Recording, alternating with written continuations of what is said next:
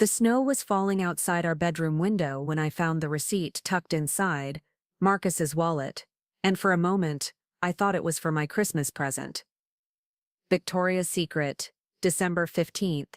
Size small lingerie set in red lace. I'm a size large, and I haven't worn red since our wedding day, 8 years ago, because Marcus always said it made me look washed out.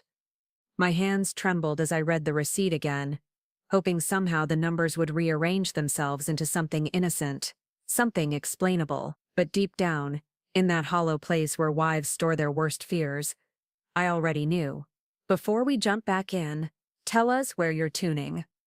And if this story touches you, make sure you're subscribed, because tomorrow I've saved something extra special for you. The bedroom door creaked open behind me, and I heard Marcus humming some Christmas song under his breath.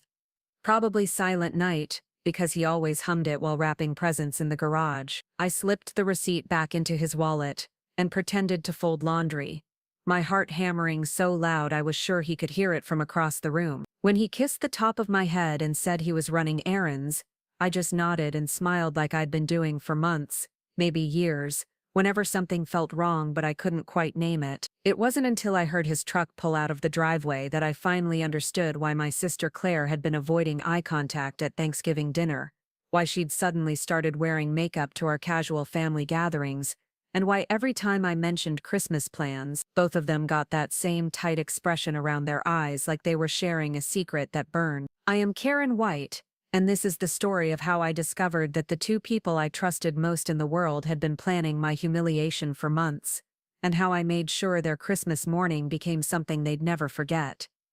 But not in the way they expected. The worst part wasn't finding the receipt. The worst part was realizing that I'd been making excuses for them for weeks.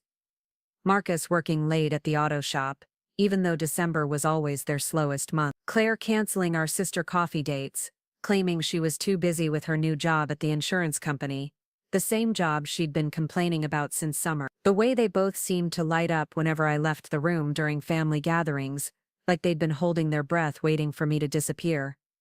I sat on the edge of our bed, still holding that damn receipt, and tried to remember the last time Marcus had looked at me the way he used to. Really looked at me, not just the quick glances over his morning coffee or the distracted nods when I talked about my day at the elementary school where I taught 3rd grade. We'd been together since I was 19 and he was 21, married at 23, and somewhere along the way I'd become invisible in my own life. Claire was my younger sister by 3 years, and she'd always been the pretty one, the fun one, the one who got attention without trying. I'd made peace with that long ago. Or so I thought. She'd been living in our guest room since August after her landlord sold her apartment building. Marcus had suggested it, said family should help family, and I'd agreed because that's what good wives do. They support their husbands' decisions, even when those decisions feel like swallowing glass. The guest room shared a wall with our bedroom, and now I understood why I'd been hearing footsteps at odd hours, why the shower had been running when I left for work in the mornings, even though Claire supposedly didn't start her shifts until noon.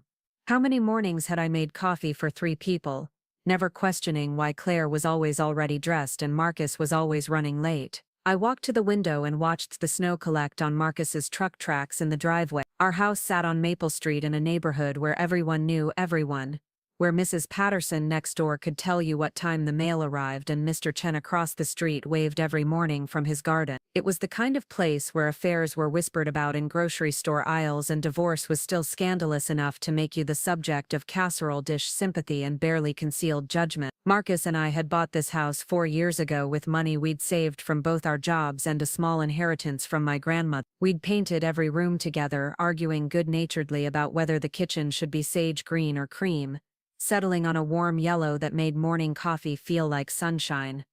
I'd planted the garden myself, choosing flowers that would bloom in sequence from spring through fall. This house was supposed to be our forever home, the place where we'd raise children and grow old together. The irony wasn't lost on me that I was discovering my husband's betrayal in the bedroom where we'd planned our future, surrounded by Christmas decorations I'd hung myself because Marcus always said he was too busy but would help later. Later never came.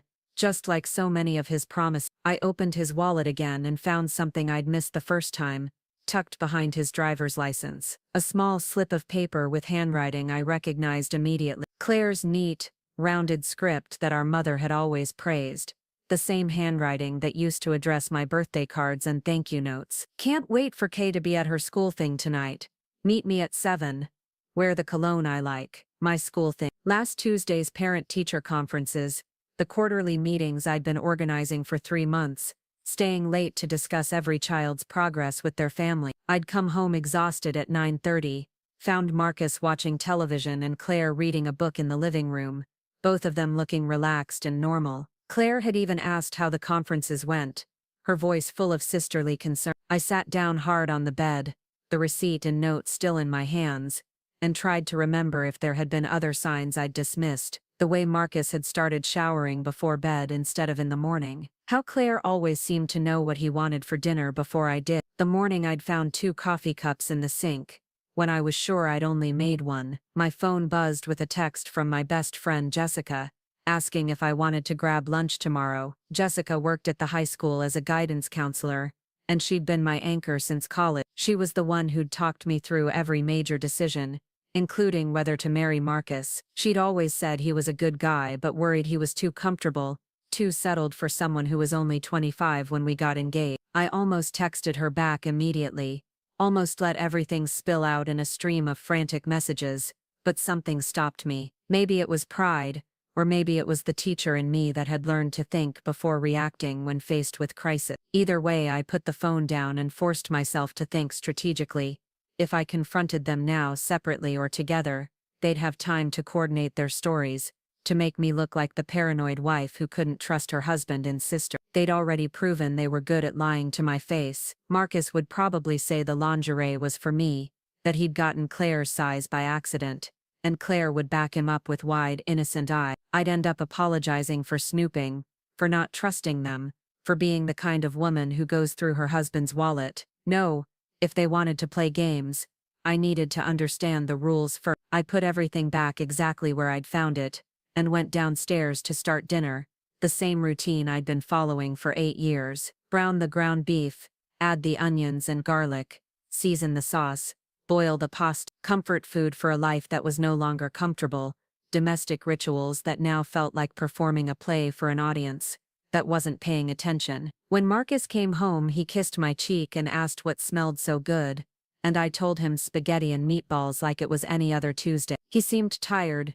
distracted, checking his phone more than usual. Claire emerged from her room wearing a new sweater I'd never seen before, something fitted and flattering that probably came from the same shopping trip as the red lingerie. We ate dinner like a normal family, talking about Christmas plans, and whether we should drive to Mom and Dad's on Christmas Eve, or Christmas morning. Claire suggested Christmas morning, saying she wasn't feeling well and might need to rest on Christmas Eve. Marcus agreed immediately, which struck me as odd because he usually preferred the evening visits so we could sleep in on Christmas Day, but now I understood why he wanted the house to ourselves on Christmas Eve. After dinner, I washed dishes while they watched a Christmas movie in the living room. I could hear Claire laughing at something Marcus said, the sound bright and flirty in a way that made my stomach clench. When I finished cleaning, I announced I was going to take a long bath and read, my usual Tuesday night routine. They both said goodnight without looking away from the television. In the bathroom with the door locked and the water running,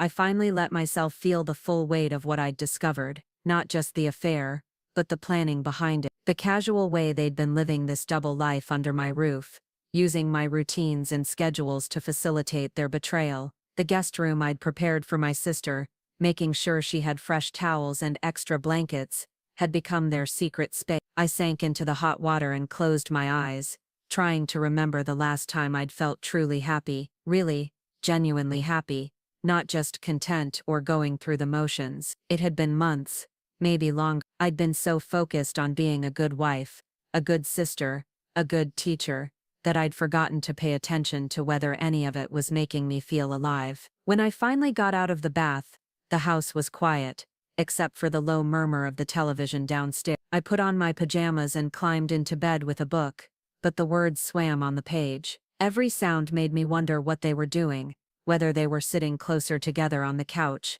whether Marcus was touching her in ways he'd stopped touching me. Around 11, I heard Marcus's footsteps on the stairs, The familiar creak of the third step from the top. He brushed his teeth, changed into his sleep clothes, and slid into bed beside me like he had thousands of times before. But when he said goodnight and rolled over to his side of the bed, preparing and narrating this story took us a lot of time. So if you are enjoying it, subscribe to our channel. It means a lot to us.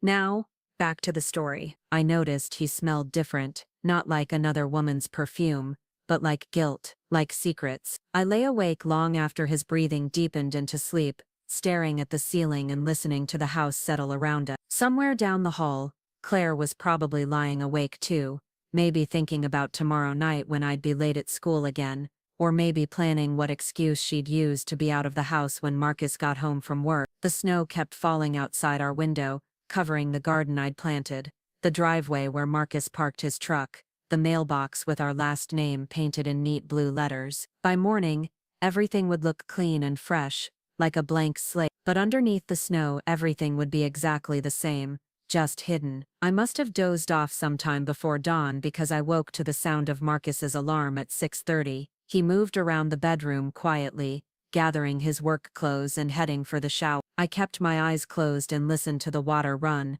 then heard him pad downstairs for coffee and breakfast. The front door closed at 7:15, right on schedule, and his truck rumbled to life in the driveway. 20 minutes later, I heard Claire's door open, and her footsteps moving toward the kitchen. I stayed in bed until I heard the shower running again, then got up and dressed for work. When I came downstairs, Claire was sitting at the kitchen table with coffee and toast, scrolling through her phone. "Good morning," she said without looking up, and I wondered if she could hear the strain in her own voice, or if guilt had made her deaf to her own tone. "Morning," I replied, pouring coffee and buttering bread like this was just another Wednesday, like I hadn't spent the night planning how to destroy both their lives. "Sleep well?" "Fine," she said, still not meeting my eyes. "You, like a baby," I lied, and took my coffee upstairs to finish getting ready for work. At school, I moved through my classes on autopilot, teaching multiplication tables and reading comprehension while my mind worked through possibility. My third graders were excited about Christmas break starting in just 10 days, and their energy was infectious enough that I almost forgot about the receipt in Marcus's wallet. Almost. During lunch, I sat in my empty classroom and forced myself to think practically. If I was going to confront them, I needed evidence beyond a receipt and a note. If I was going to leave Marcus, I needed to understand our finances and legal situation. If I was going to survive this, I needed a plan that didn't depend on anyone else rescuing. I opened my laptop and started researching divorce laws in our state, community property rights, and what constituted evidence of adultery. The legal websites were dry and technical, but they painted a clear picture. I could file for divorce on grounds of adultery if I had proof, which would affect how property and assets were divided. The house would be a sticking point, since both our names were on the mortgage, but the inheritance money from my grandmother that had provided our down payment might be considered separate property. The more I read, the more I realized how financially vulnerable I'd made myself. We had joint checking and savings accounts, but Marcus handled most of our finances because he said he was better with numbers. I had no idea how much we owed on credit cards, what our investment accounts looked like, or even what our monthly expenses really were. I'd been content to let him manage everything as long as the bills got paid, and I had money for groceries and classroom supplies. That afternoon, I stopped at the bank on my way home and asked to speak with someone about our account. The teller, a young woman named Amy who'd helped us before, pulled up our information and started explaining our balances. What I learned made my stomach drop to my shoes. Our savings account, which I thought had about $15,000, had less than $3,000. Our checking account was overdrawn by $200. We had 4 credit cards I didn't know about, all with balances over their limit. According to Amy, Marcus had been the primary person making withdrawals and purchases for the past 6 months, and most of them were cash withdrawals or purchases at stores I didn't recognize. "Has he mentioned any large purchases or investments?" Amy asked gently, probably reading the shock on my face. "No," I managed. "He hasn't mentioned anything." I drove home in a daze, trying to process the double betrayal. Not only was Marcus cheating on me with my sister, but he'd been spending our money, depleting our savings, running up debt I didn't know existed. Whatever he'd been buying for Claire, or wherever they'd been going together. It had cost us nearly everything we'd worked for. When I pulled into the driveway, Marcus's truck was already there, even though he usually didn't get home until 6. I sat in my car for a moment, gathering courage, then walked into the house like I always did, calling out hello as I hung up my coat. Marcus appeared in the kitchen doorway, and for the first time in months, he seemed genuinely happy to see me. "Hey babe," he said, crossing to kiss my cheek. "How was your day?" "Fine," I said, studying his face for signs of deception. "You're home early.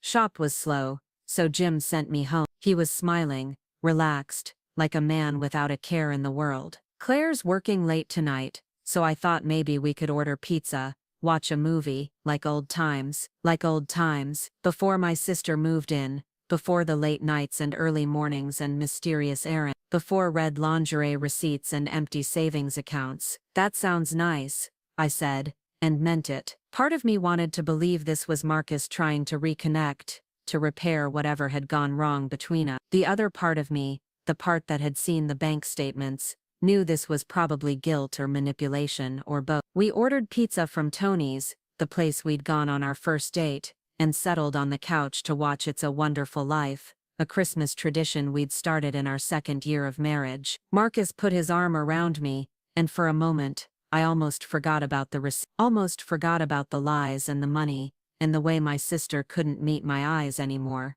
But during the movie, Marcus's phone buzzed 3 times with text messages. Each time, he glanced at the screen, and then put the phone face down on the coffee table without responding. By the third buzz, he seemed agitated, distracted from the movie he'd suggested we watch together. "You can answer it," I said casually.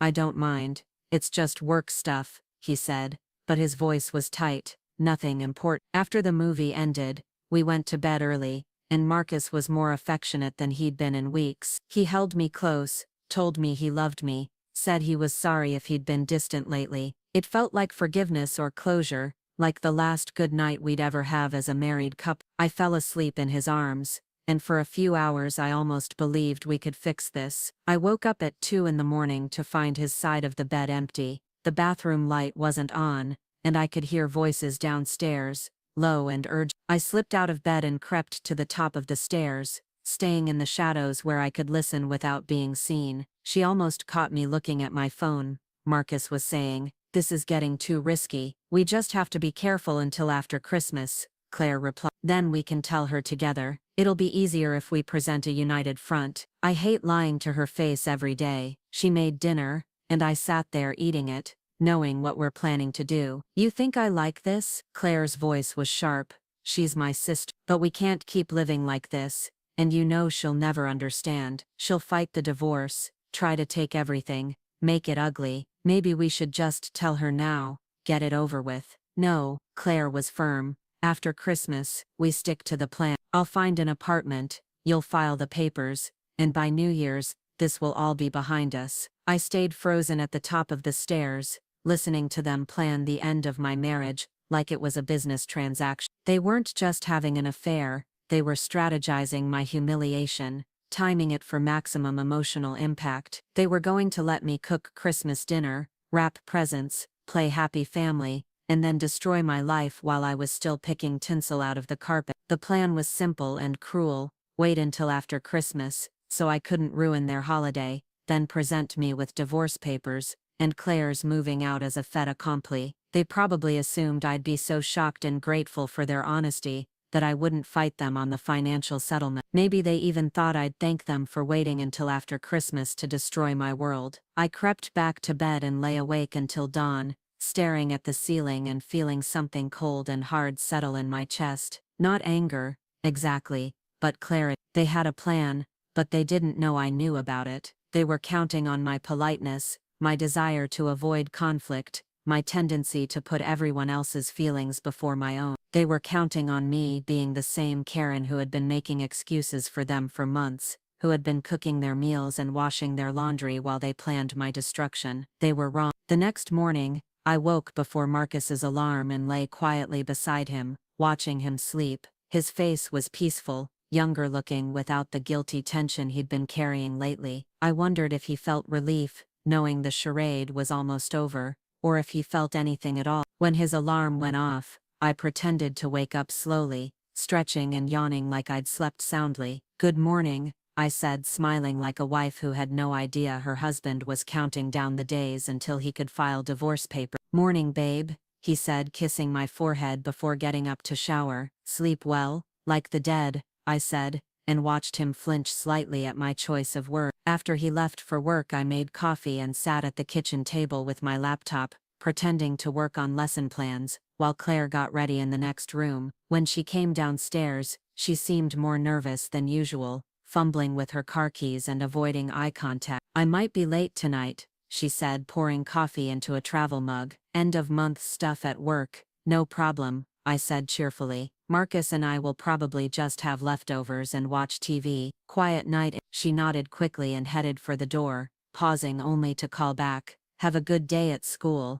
"I will," I called after her, and I meant it, because today was the day I started fighting back. As soon as her car pulled out of the driveway, I opened my laptop and began researching in earnest. Not just divorce law this time, but private investigators, asset protection, and how to document evidence of adultery. I learned about phone records and credit card statements, about hiring professionals to gather evidence that would hold up in court. I also learned something else. In our state, if I could prove adultery, I might be entitled to a larger share of marital assets, and any debt Marcus had incurred without my knowledge could be considered his separate responsibility. The money he'd been spending on Claire, the credit cards I didn't know about, the depleted savings account, if I could prove it was all connected to the affair, I might not be left with nothing after all. By the time I had to leave for school, I had a list of 3 private investigators and 2 divorce attorneys, all with excellent reviews and reputations for handling complicated cases. I also had a plan that was starting to form,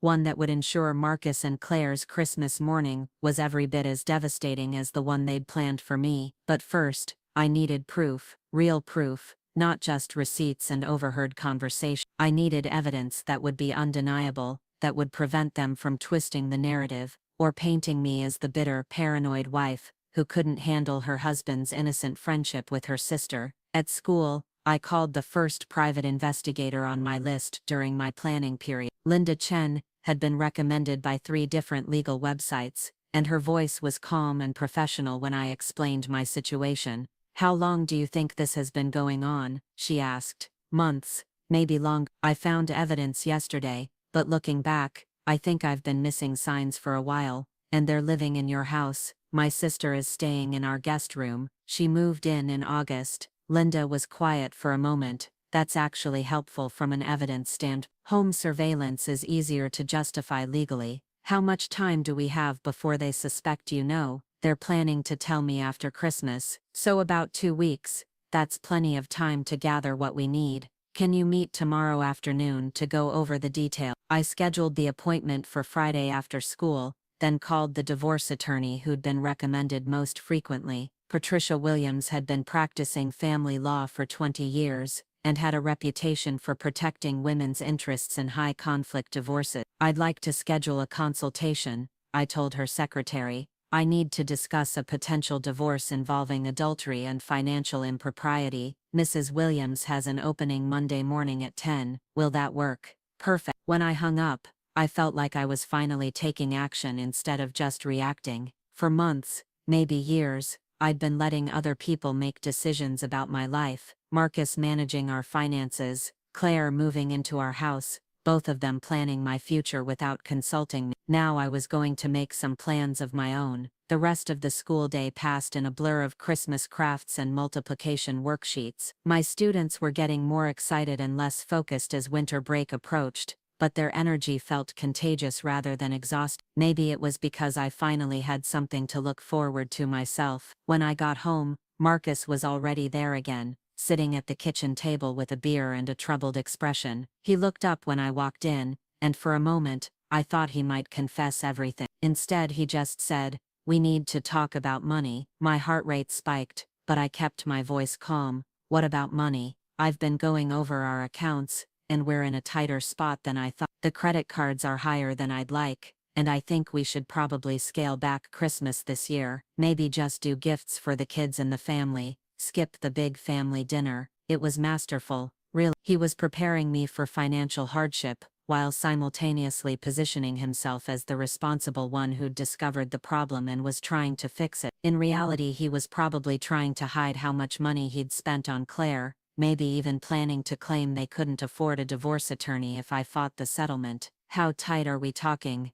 I asked, sitting down across from him. Pretty tight. I think I might have been too optimistic about some investments, and the shop's been slower than usual. We're not in crisis mode, but we need to be careful.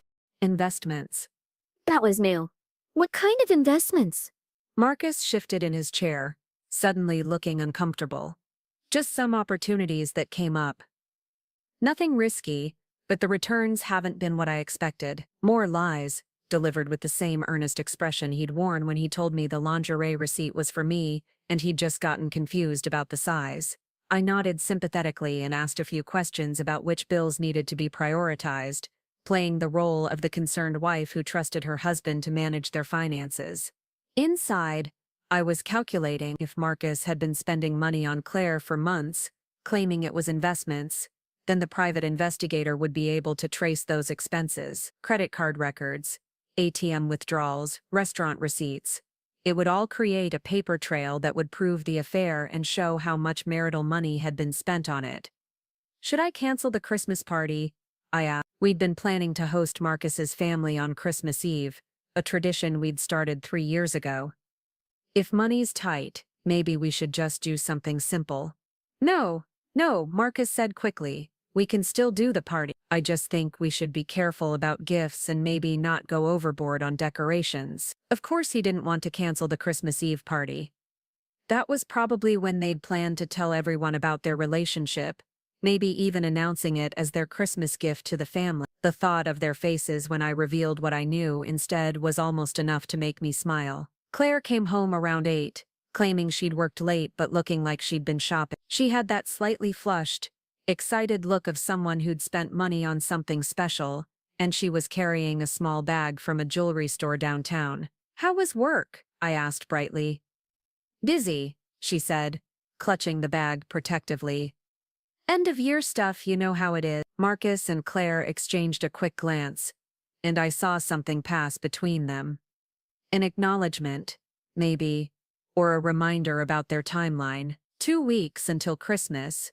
2 weeks until they plan to destroy my life and start their new one together. I'm exhausted, Claire announced. I think I'll just grab a shower and go to bed early. I'll probably turn in early too, Marcus agreed. Long day tomorrow. They were getting rid of me, I realized, sending me upstairs so they could have the living room to themselves, maybe exchange gifts or make more plans. The jewelry store bag was probably for Marcus, something she'd bought with money she'd borrowed from him, money that had come from our joint accounts. Good idea, I said, standing up and stretching. I have papers to grade anyway. I went upstairs and ran water for a bath, making enough noise to suggest I'd be occupied for a while. Then I crept to the top of the stairs and listened. Sure enough, within 10 minutes, I could hear them talking quietly in the living room. I couldn't make out words, but the tone was intimate, conspiratorial. I went back to the bathroom and actually took the bath, using the time to think through what I'd learned from Linda Chen about documenting evidence. Starting tomorrow, I needed to pay attention to their schedules, their moods, any changes in routine that might indicate when they were meeting or communicating. I also needed to start protecting myself financially, opening a separate bank account, gathering copies of important documents, making sure I had access to my own credit report and financial records. If Marcus thought he could control the divorce by controlling our money, he was in for a surprise. When I finally went to bed, Marcus was already asleep or pretending to be. I lay beside him in the dark, listening to his breathing, and thinking about how many nights I'd fallen asleep next to him without realizing he was planning to leave me. How many mornings I'd kissed him goodbye while he was on his way to meet my sister. The snow had stopped falling, and moonlight streamed through our bedroom window, casting everything in silver and shadow. In 2 weeks, this would all be over. Marcus and Claire thought they were counting down to their freedom, but they were actually counting down to their reckoning. I closed my eyes and slept better than I had in months. Friday afternoon couldn't come fast enough. I sat through faculty meetings and parent conferences, nodding at the right moments, while my mind raced through everything I needed to discuss with Linda Chen. My students seemed to sense my distraction, and more than one asked if I was feeling okay. I managed to reassure them with smiles and promises that I was just thinking about Christmas vacation. The private investigator's office was located in a converted Victorian house downtown, the kind of place that probably used to be someone's family home before becoming office space for lawyers and accountants. Linda Chen met me in a small conference room lined with law books and certificates, her handshake firm and her eyes kind but businesslike. "Before we start," she said, pulling out a legal pad and a digital recorder, "I want you to understand that what we're about to discuss is confidential, but I'll be taking notes and possibly recording conversations for evidence purposes. Are you comfortable with that?" I nodded, settling into the chair across from her desk. "I need to know the truth, whatever it takes." Linda smiled slightly. "Good, that's the attitude that gets results. Now tell me everything from the beginning. And don't leave out details that seem unimportant. Sometimes the smallest things end up being the most revealing." I started with the receipt, then backtracked to describe the changes I'd noticed in Marcus and Claire over the past few months. Linda asked specific questions about their schedules, their behavior around each other, any new expenses or habits I'd observed. When I mentioned the depleted savings account and unknown credit cards, she leaned forward with interest. "Financial infidelity often goes hand in hand with romantic infidelity," she explained. "If your husband has been spending marital assets on another woman, that strengthens your position significantly. Do you have access to bank statements and credit card records?" "Some of them. Marcus handles most of our finances, but I can probably get copies from the bank. We'll need those, and we'll also want to trace where the money went. Hotels, restaurants, gifts, travel, anything that suggests he was supporting a relationship with your sister. The good news is that since they're both living in your house, we have several options for gathering evidence." Linda explained the various surveillance techniques she could use, from installing hidden cameras in common areas of the house, to tracking their movements when they left together. She could also monitor their communications if I could provide access to phone records or computer passwords. "The key is building a comprehensive picture." One receipt might be explained away, but dozens of restaurant meals, hotel visits, and gift purchases create a pattern that's much harder to deny. We discussed timing and logistics. Linda would start surveillance immediately, focusing on documenting their meetings and any evidence of intimate behavior. She'd also begin tracing the financial trail, working with a forensic accountant to identify exactly how much marital money had been spent on the affair. "How long before we have enough evidence to proceed?" I asked. "Given that they're living under your roof and apparently meeting regularly, I'd estimate we'll have what we need within a week. The financial analysis might take a bit longer, but we should have preliminary findings by early next week." The cost was significant but manageable, especially if it meant protecting my share of our assets in the divorce. Linda required a retainer up front, which I paid with a check from my personal account, the small checking account I'd maintained from before our marriage that Marcus had never had access to. As I was leaving, Linda handed me a small device that looked like a phone charger. "This is a recording device," she explained. "If you can plug it into an outlet in a common area where they spend time, it'll pick up conversations within about 15 feet. Just remember that in our state, recording in your own home is legal as long as you're not in spaces where there's an expectation of privacy, like bedrooms or bathrooms." Driving home, I felt a mixture of excitement and dread. Part of me was thrilled to finally be taking action, to stop being the victim and start fighting back, but another part of me recognized that once I started down this path, there would be no going back. I was about to systematically document the destruction of my marriage, gathering evidence that would prove my husband and sister had betrayed me in the most intimate way possible. The house was empty when I arrived, which gave me the perfect opportunity to install Linda's recording device. I chose an outlet behind the couch in the living room, the spot where Marcus and Claire seemed to have most of their private conversations. The device looked exactly like a phone charger, innocent enough that even if they noticed it, they'd probably assume I'd just left my charger plugged in. Marcus came home around 6:30 carrying takeout bags from Chen's Garden, our favorite Chinese restaurant. "Thought we'd have a nice dinner," he said, kissing my cheek. Claire should be home soon. It struck me as odd that he'd ordered enough food for 3 people without asking if I had other plans, and that he seemed to know exactly when Claire would be home. More evidence of coordination between them, more proof that I was the outsider in my own household. Claire arrived 20 minutes later looking flushed and happy in a way that made my stomach twist. She'd done something different with her hair, and she was wearing makeup even though she'd supposedly been at work all day. When she saw the Chinese food containers spread across the kitchen counter, she smiled at Marcus with such obvious affection that I wondered how I'd missed it before. "This looks amazing," she said, and Marcus grinned back at her like they shared some private joke. We ate dinner together, making conversation about work and Christmas plans, but I could feel the undercurrent of tension and excitement between them. They were careful not to look at each other too directly, but their awareness of each other was palpable. When Claire reached for the soy sauce at the same time, Marcus did. Their fingers brushed, and both of them pulled back like they'd been burned. After dinner, I announced that I had papers to grade and excused myself to the spare bedroom I used as a home office. Really, I wanted to give them privacy so Linda's recording device could capture whatever they said when they thought I wasn't listening. I spread lesson plans across the desk and tried to focus on next week's math unit, but my mind kept wandering to what might be happening downstairs. Were they sitting closer together on the couch? Were they making plans for their Christmas confession?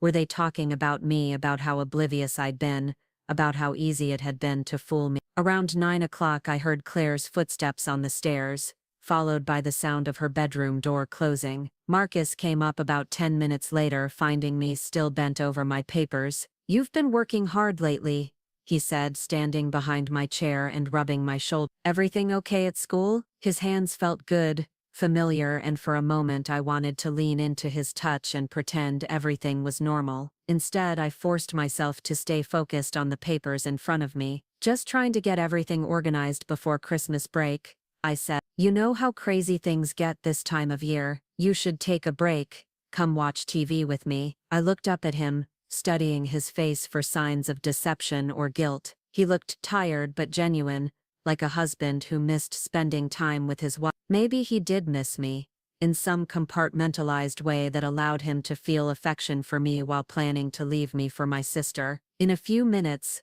I said. "I just want to finish this lesson plan." He kissed the top of my head and left me alone, and I heard him moving around our bedroom, getting ready for bed. When I finally joined him 20 minutes later, he was reading a magazine and seemed genuinely pleased to see me. "Good day?" he asked as I changed into my pajamas. Shop was busy, getting a lot of cars in for tune-ups before people drive to visit family for Christmas. It sounded plausible, but I found myself analyzing everything he said for potential lies. Was the shop really busy, or had he spent the day with Claire? Were those tune-ups real, or was he just creating alibis for time they'd spent together? We talked for a few more minutes about mundane things, whether we needed to buy more coffee, what time his parents were coming to Christmas dinner, whether the furnace was making a strange noise. Normal married couple conversation, the kind we'd been having for 8 years. It felt surreal to discuss coffee purchases with a man who was planning to divorce me in 2 weeks. When Marcus turned off the light and settled into his side of the bed, I lay awake staring at the ceiling and thinking about Linda's recording device downstairs. Tomorrow I'd be able to listen to whatever Marcus and Claire had talked about after I went upstairs. For the first time since finding that receipt, I'd have access to their unguarded thoughts and plans. Saturday morning brought the first real test of my acting abilities. Marcus suggested we all go Christmas shopping together, hitting the mall and then maybe grabbing lunch somewhere nice. It was exactly the kind of family outing we used to enjoy, back when Claire first moved in, and I thought having my sister around would bring us all closer together. "That sounds fun," I said, buttering toast and trying to sound enthusiastic. "Claire, are you free today?" Claire looked up from her coffee, glancing quickly at Marcus before answering. "I think so. I mean, yes, that would be nice." The mall was crowded with holiday shoppers, families with strollers and teenagers clustering around storefronts. We split up initially, agreeing to meet at the food court in 2 hours. I used the time to buy gifts for Marcus's parents and siblings, trying to focus on normal Christmas preparations, while part of my mind catalogued every interaction between Marcus and Claire. They were being careful, but not careful enough. I noticed the way Claire kept checking her phone, and how Marcus always seemed to know where she was in the crowd even when they were supposedly shopping separately. When we met for lunch, they arrived at the food court within minutes of each other, both carrying small shopping bags, and wearing similar expressions of barely contained excitement. Over pizza and sodas, Claire mentioned that she might be moving out after the holidays,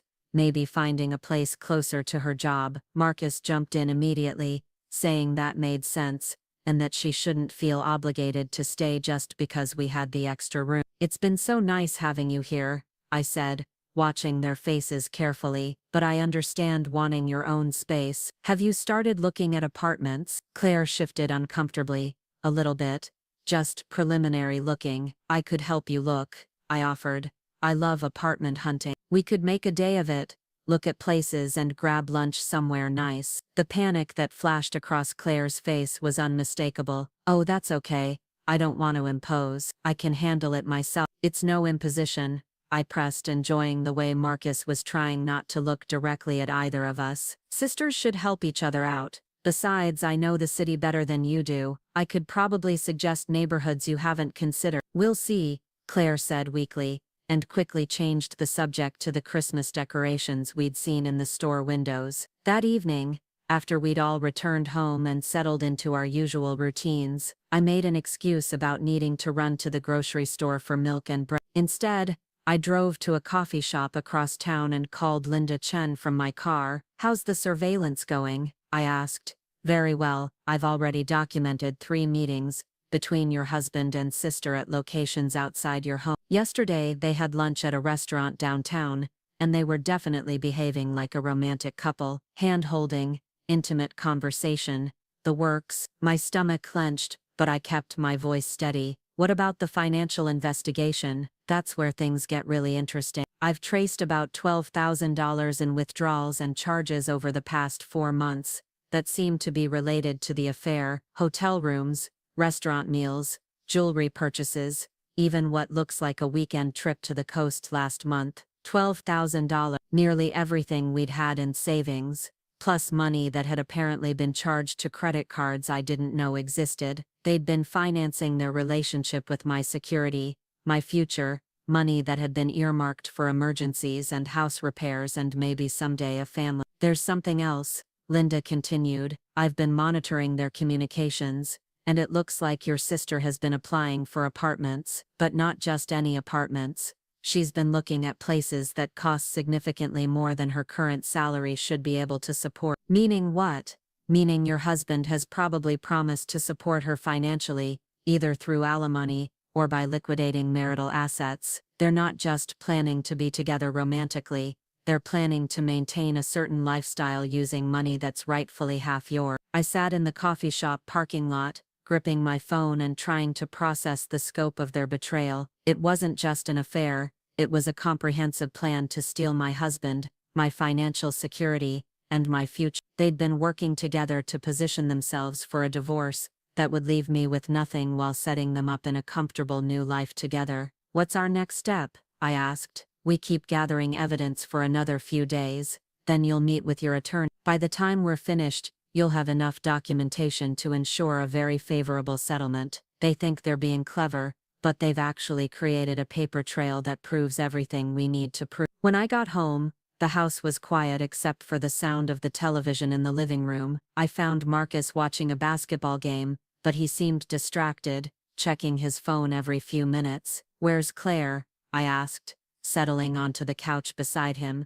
"She went to bed early. Said she had a headache." I nodded, and pretended to watch the game, but my mind was racing through everything Linda had told me. $12,000, weekend trips to the coast, apartment applications for places Claire couldn't afford on her own. The depth of their planning was staggering, and the fact that they'd been conducting their relationship so openly while living under my roof felt like a special kind of cruelty. "Marcus," I said during a commercial break, "can I ask you something?" He looked at me with what seemed like genuine attention. "Of course. Are we okay? I mean, are you happy with us, with our marriage?" The question seemed to catch him off guard. He muted the television and turned to face me more fully, his expression serious. "Why are you asking?" "I don't know. I guess I've been feeling like we're not as close as we used to be, like maybe we're both just going through the motions." Marcus was quiet for a long moment, and I could see him struggling with how to respond. Part of him probably wanted to confess everything, to end the charade, and start the divorce process immediately, but another part of him, the part that was still committed to their timeline, wasn't ready to give up the pretense. "Marriage goes through phases," he said finally. "We've been together for a long time, and sometimes things get routine, but that doesn't mean we're not solid. Do you still love me?" The question hung in the air between us, heavier than I'd intended. Marcus reached for my hand, and his touch was warm and familiar, even if it was also a lot. "Of course I love you," he said. "You're my wife," but there was something hollow in his voice, something that suggested he was reciting words rather than expressing feelings. Maybe he did love me, in some abstract way that coexisted with his love for my sister. Or maybe he was just saying what he thought I needed to hear until their timeline allowed for honesty. "I love you too," I said, and squeezed his hand. "I want us to work on being closer. Maybe after the holidays, we could plan some time together, just the two of." Marcus nodded, but his smile looked strained. "That sounds nice." We watched the rest of the game in companionable silence, his arm around my shoulders and my head resting against his chest. It felt like a goodbye, though he didn't know that yet. In a week or two, when Linda finished gathering evidence, and Patricia Williams filed the divorce papers, this would be one of the last peaceful moments we'd ever share. Sunday morning, I woke early, and decided to retrieve the recording device while Marcus and Claire were still asleep. The house was quiet, morning light streaming through the kitchen windows as I unplugged the device and replaced it with my actual phone charger. Back in my bedroom, I connected the device to my laptop and put on headphones to listen to what it had captured. Most of it was mundane, television shows, normal conversation during dinner, the sounds of people moving around the house, but there were also two recordings that made my blood run cold. The first was from Friday night, after I'd gone upstairs to work on lesson plan. Marcus and Claire had waited about 15 minutes before starting what was clearly a very intimate conversation. "I can't wait much longer," Claire was saying. "It's killing me, pretending like nothing's happening when all I want to do is touch you. Just a few more weeks." Marcus replied. "We stick to the plan, and then we're free." Sometimes I think she knows something, the way she looks at me sometimes, like she's studying my face. She doesn't know anything. She's too trusting, too focused on being the perfect wife to see what's right in front of. The casual cruelty of that assessment took my breath away. Too trusting, too focused on being the perfect wife. Like my devotion to our marriage was a character flaw rather than the foundation of everything I'd built with him. The second recording was from Saturday morning, before we'd left for the mall. I'd been in the shower, and apparently Marcus and Claire had used the time to coordinate their shopping story. "We need to be more careful today," Marcus was saying. "She suggested helping you apartment hunt, and you looked like you'd seen a ghost." I panicked. What if she insists on coming with me to look at places? What if she wants to help me fill out applications? Just keep deflecting. Tell her you want to handle it yourself, that you need to figure out what you can afford on your own. "The place we looked at yesterday is perfect, but it's $1,500 a month. There's no way I can afford that without help." "Don't worry about money. Once the divorce is final, I'll be able to support both of us comfortably. The house will sell for at least $400,000, and even if she gets half, that's enough to start fresh." $400,000. They'd already had the house appraised, already calculated how much money they'd have to work with once they forced me out of my own home. The place Claire was referring to, the apartment she'd looked at yesterday while claiming to be at work, cost more than my monthly salary as a teacher. They were planning a lifestyle that would be funded by the destruction of everything I'd worked for. I sat on my bedroom floor, laptop balanced on my knees, and listened to the recordings twice more. Each time, the scope of their betrayal became clearer. This wasn't a passionate affair that had gotten out of hand. It was a calculated plan to steal my life and use it to fund their new one. The worst part wasn't even the infidelity. It was the way they talked about me, like I was an obstacle to be managed rather than a person with feelings and right. They'd reduced me to a problem that needed to be solved, a complication in their love story that could be handled with the right timing and strategy. When Marcus knocked on the bedroom door an hour later, asking if I wanted to go to church with him, I managed to smile and say yes. We'd been attending services together since we were newlyweds, sitting in the same pew every Sunday and participating in the same community rituals that had once made me feel connected to something larger than myself. That morning, sitting next to my husband and listening to a sermon about forgiveness and redemption, I felt like a stranger in my own life. The woman who had sung hymns and prayed for guidance in this same sanctuary was gone, replaced by someone harder and more calculated, someone who could smile at her husband while planning his destruction, who could make small talk with her sister while documenting her betrayal. After church, we stopped for brunch at a diner we'd been going to for years, the kind of place where the waitresses knew our usual orders and asked about our families. Marcus ordered pancakes and bacon, Claire got eggs Benedict, and I chose French toast, just like we had dozens of times before. But everything felt different now, like we were actors playing roles in a play that was about to close. I've been thinking about New Year's resolutions, Claire said, cutting into her eggs. I want to make some big changes in my life, be more independent, more honest about what I want. Marcus nodded enthusiastically. That's great. It's important to be true to yourself. What about you, Karen? Claire asked, turning to me with what looked like genuine interest. Any resolutions for the new year? I considered my answer carefully, thinking about the evidence Linda was gathering and the attorney I'd be meeting with tomorrow morning.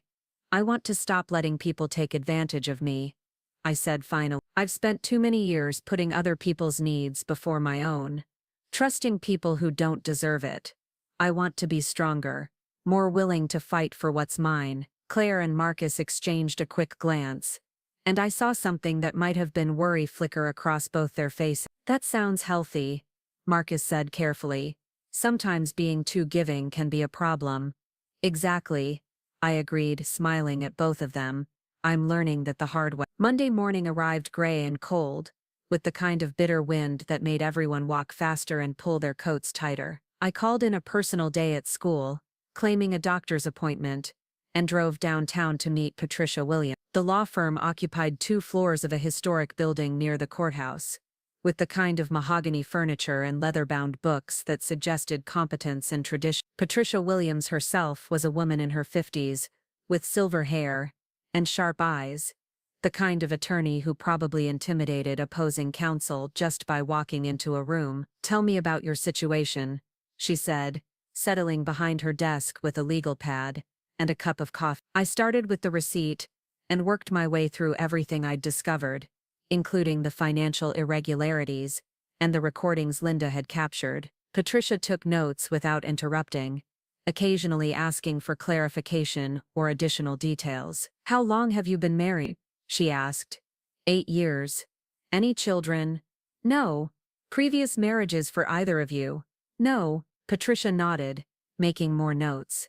And the house is titled in both your names? Yes. But most of the down payment came from an inheritance I received from my grandmother before we were married. That's important. In our state, inherited assets that can be traced back to their source may be considered separate property, even if they were used to purchase marital assets. Do you have documentation of the inheritance? I think so. Bank records. The probate paperwork. Good. We'll need all of that. Now, about the evidence your investigator is gathering.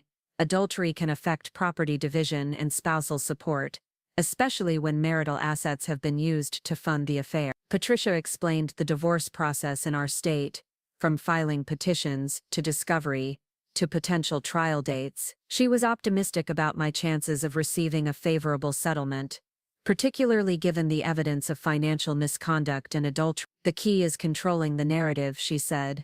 Your husband and his attorney will try to paint this as an amicable divorce between 2 people who simply grew apart. We're going to tell a different story, one about betrayal, financial deception, and the systematic looting of marital assets to fund an extramarital relationship. How long will it take?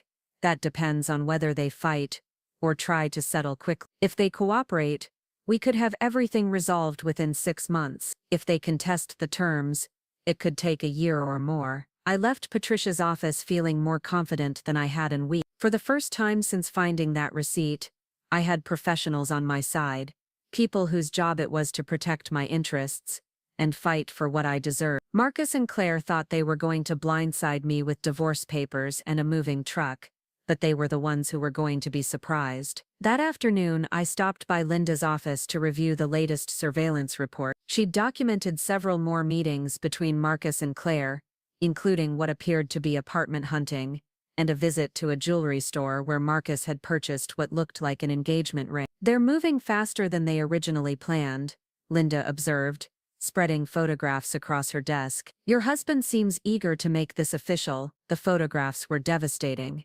Marcus and Claire holding hands in a restaurant. Marcus's hand on Claire's back as they walked into an apartment building, the two of them kissing in his truck outside a jewelry store. Each image was a nail in the coffin of my marriage, but also ammunition for the divorce proceeding. "There's something else," Linda said, pulling out a thick folder. The forensic accountant finished her preliminary analysis. "The total amount of marital funds spent on the affair is closer to $18,000, not 12. Your husband has been very creative with credit cards and cash advances. $18,000, more than I made in 4 months of teaching. Money that should have been used for house repairs, vacations together, maybe saving for the family we'd talked about having someday. Instead, it had funded hotel rooms, where my husband slept with my sister, restaurant meals where they planned my destruction, and an engagement ring for a woman who had never contributed a penny to our household expenses." "How much more time do you need?"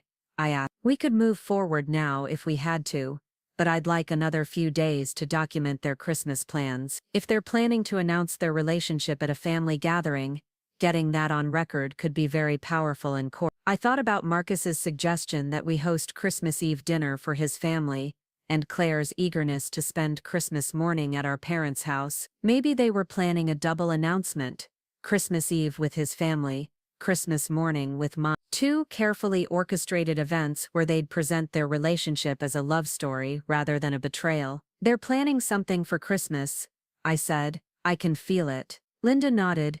"Then we'll be ready for them. By the time they make their announcement, we'll have enough evidence to ensure they regret ever trying to deceive you." Driving home that evening, I felt like I was carrying a secret weapon. Marcus and Claire were still operating under the assumption that I was clueless, that they could control the timing and circumstances of their revelation. They had no idea that I'd spent the day with professionals who were documenting their every move and preparing for legal warfare. The house was warm and bright when I walked in, decorated with the Christmas lights I'd hung myself while Marcus claimed to be too busy to help. Claire was cooking dinner, something that smelled like rosemary and garlic, and Marcus was setting the table with our good china. "Perfect timing," Marcus said, kissing my cheek. Claire made lamb chops. "How was your doctor's appointment?" Claire asked, not looking up from the stove. "Fine," I said.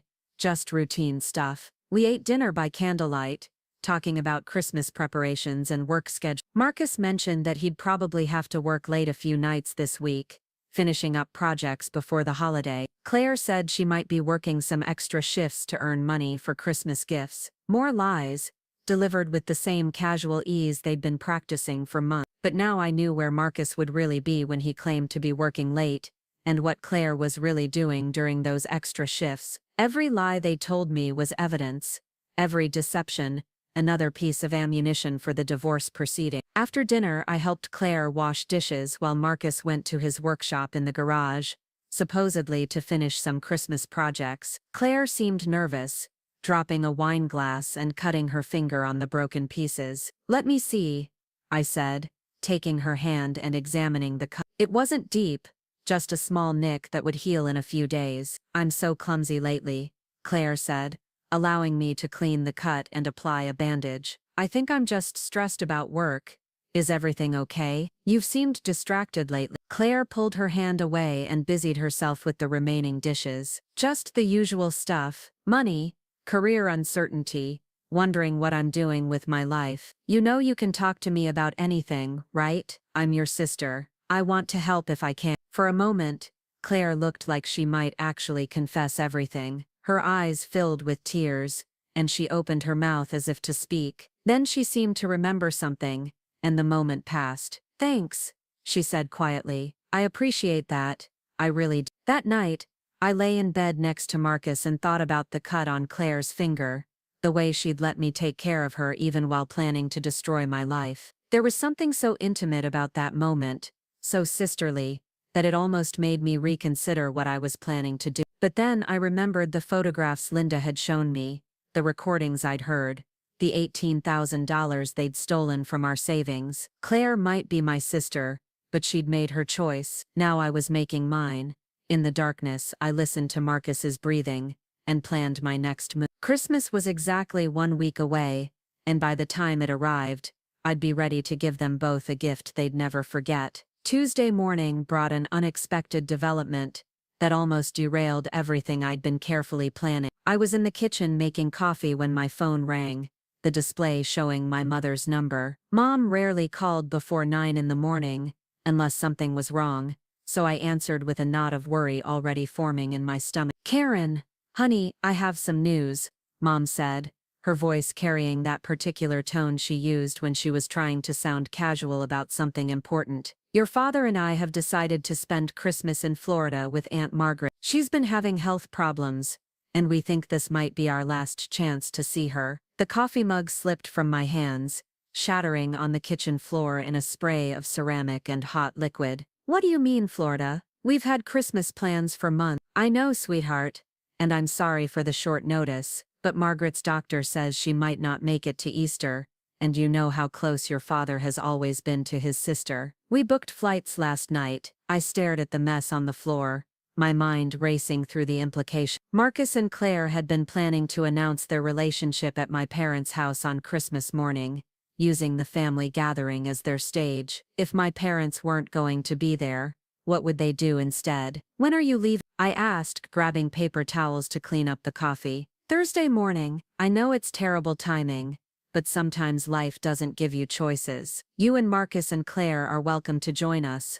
Of course, I could probably change our reservations." "No, don't do that. You should be with Aunt Margaret. We'll figure something out here." After Mom hung up, I sat at the kitchen table and tried to process this new wrinkle. Part of me felt relieved that my parents wouldn't be present for whatever Marcus and Claire had planned, but another part of me worried that this would accelerate their timeline. If they couldn't make their announcement at a big family gathering, they might decide to tell me privately, which would ruin my own plans for dramatic timing. I was still sitting there when Claire came downstairs, already dressed for work in a way that made me wonder if she really was going to the insurance office or meeting Marcus somewhere. "Everything okay?"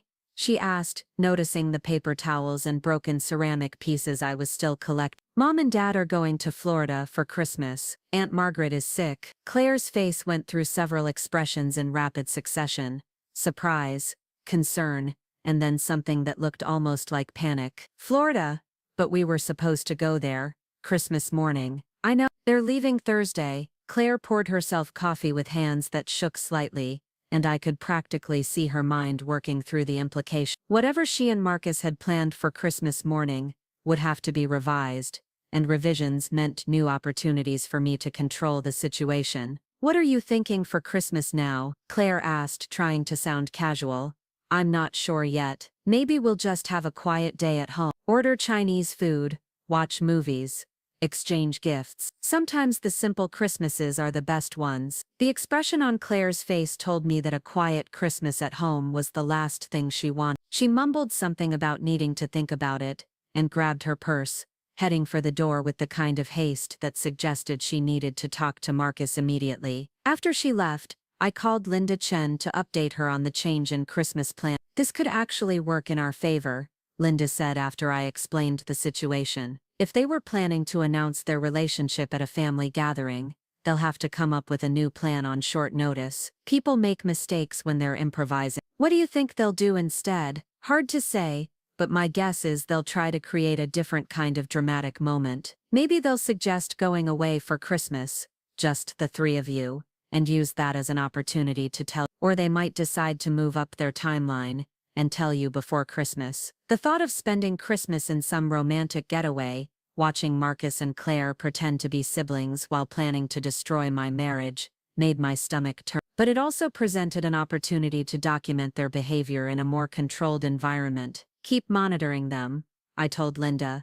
I have a feeling they're going to make some moves today. I was right. Around noon, Marcus called to say he was taking an extended lunch break and would be home for a while. He never came home during the day unless something significant was happening, so I made an excuse about needing to run errands and positioned myself at a coffee shop down the street where I could watch our house. Sure enough, Claire's car pulled into our driveway about 10 minutes after Marcus got home. She was supposed to be at work, but apparently the situation was urgent enough to warrant a fake sick day. They spent nearly 2 hours together before both leaving in separate cars, Marcus presumably returning to the shop and Claire supposedly going back to the insurance office. That evening, they both seemed unusually attentive and affectionate, like they were trying to create one last perfect family dinner before everything changed. Marcus complimented my cooking repeatedly, and Claire helped clear the table without being asked. They were being so nice that if I hadn't known what I knew, I might have thought we were finally becoming the close-knit family I'd always wanted.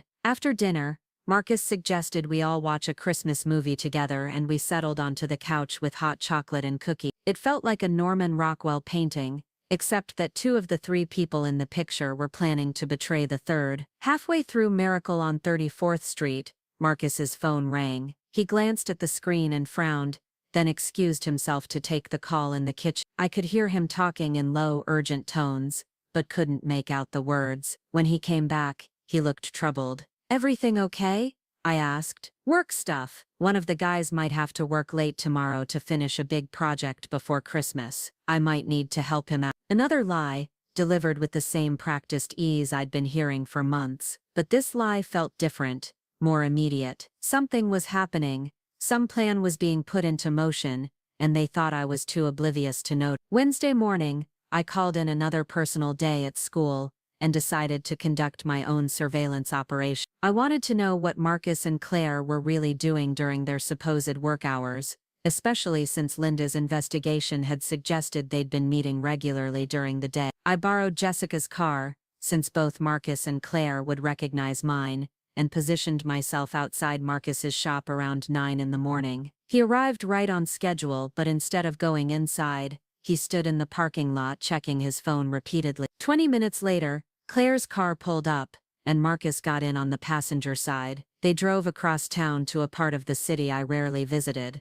an area of newer developments and upscale shopping centers. I followed at a distance, trying to stay inconspicuous while keeping their car in sight. They pulled into the parking lot of a furniture store, and I watched from across the street as they went inside together. Furniture shopping. They were picking out furniture for the apartment Claire had been looking at, the $1,500 a month place she couldn't afford on her insurance company salary. They were furnishing their future together while I sat at home wondering why our savings account was empty. I waited in the parking lot for nearly 2 hours, watching them load a mattress and box spring into Marcus's truck. A mattress. They'd bought a bed together, something so intimate and domestic that it made the affair feel even more real than all the surveillance photos Linda had shown me. When they finished loading the furniture, they drove to a residential complex about 10 minutes away. I followed them to a cluster of modern apartment buildings, the kind of place where young professionals lived and paid premium rent for granite countertops and stainless steel appliances. Marcus and Claire unloaded the mattress together,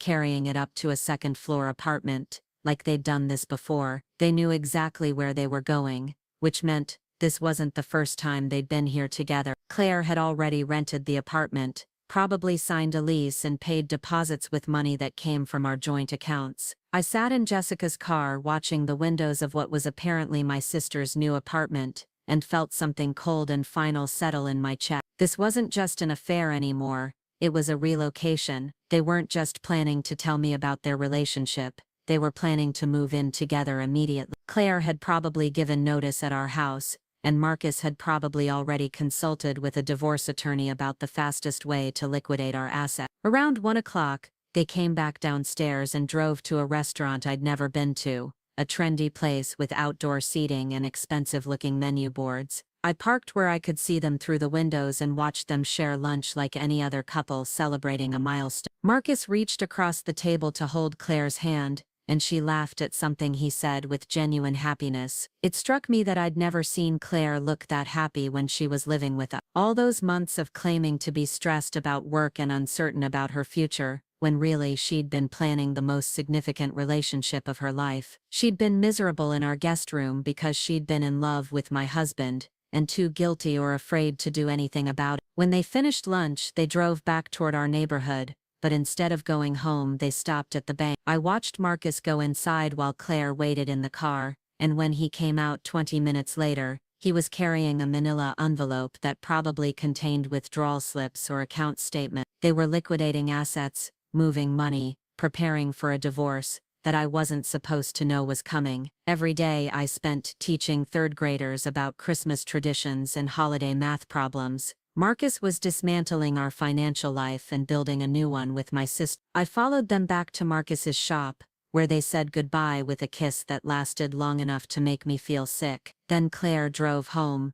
probably to maintain the pretense that she'd been at work all day, while Marcus presumably went back to his actual job. I sat in the shop parking lot for a few more minutes, watching Marcus through the office windows as he talked on the phone and shuffled through paperwork. He looked completely normal, like a man conducting ordinary business on an ordinary Wednesday. There was no sign of guilt or conflict, no indication that he'd just spent the morning furnishing an apartment where he planned to live with his wife's sister. That evening, both Marcus and Claire were home for dinner at the usual time, and both of them asked about my day with the kind of casual interest that suggested they had no idea I'd been watching them all afternoon. Marcus mentioned that work had been busy, and Claire complained about a difficult customer at the insurance office. More lies, told with such conviction that I almost admired their acting abilities. After dinner, Marcus announced that he needed to run out for a few hours to help his coworker with that big project he'd mentioned the night before.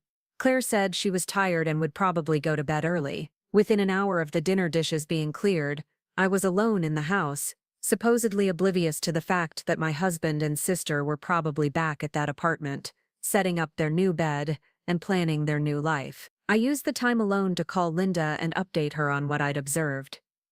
A mattress and apartment visits, Linda repeated. That's even better than I hoped for. They're not just having an affair, they're actively preparing to cohabitate. This strengthens your position significantly. How so? In divorce proceedings, judges take a dim view of spouses who use marital assets to set up households with their affair partners. The furniture purchases, apartment rental, all of it can be traced back to your joint accounts. Your husband isn't just cheating, he's stealing from you to finance his new relationship. Linda explained that the evidence we'd gathered was now strong enough to proceed with divorce filings, but she recommended waiting until after Christmas to see if Marcus and Claire would do anything else to incriminate themselves. Let them think they're in control for a few more days, she advised. The more confident they get, the more mistakes they'll make. Thursday morning brought a new complication when my parents called to say goodbye before leaving for the airport. Mom was crying, worried about leaving us alone for Christmas, and Dad was gruff with emotion about seeing his sister for what might be the last time. Are you sure you don't want to fly down and meet us? Mom asked. It's not too late to change our reservations. We'll be fine, Mom. Take care of Aunt Margaret, and don't worry about us. After they hung up, I sat at the kitchen table and realized that for the first time in my adult life, I'd be spending Christmas without my parents. The holiday that was supposed to bring families together was instead scattering mine to different time zones and different loyalties. Marcus came downstairs already dressed for work, moving with the kind of energy that suggested he had plans beyond oil changes and brake repair. Your parents get off okay? He asked, pouring coffee into a travel mug. They're probably boarding their flight right now. It's too bad they won't be here for Christmas, but I guess that means we can do whatever we want this year. Maybe we should plan something special, just the three of us. There it was, the opening they'd been waiting for. With my parents out of the picture, Marcus and Claire could control the entire Christmas narrative. They probably had something elaborate planned, some carefully orchestrated event that would make their announcement feel romantic rather than devastating. What did you have in mind? I asked. I don't know yet. Maybe we could drive up to the mountains, rent a cabin for a few days, get away from everything, enjoy the snow, have a real Christmas getaway. A cabin in the mountains, isolated, romantic, the perfect place to deliver life-changing news to someone who had no escape route and no immediate support system. They were planning to trap me somewhere remote, tell me about their relationship, and probably expect me to drive home alone while they stayed to celebrate their first Christmas as a couple. That sounds lovely, I said, forcing enthusiasm into my voice.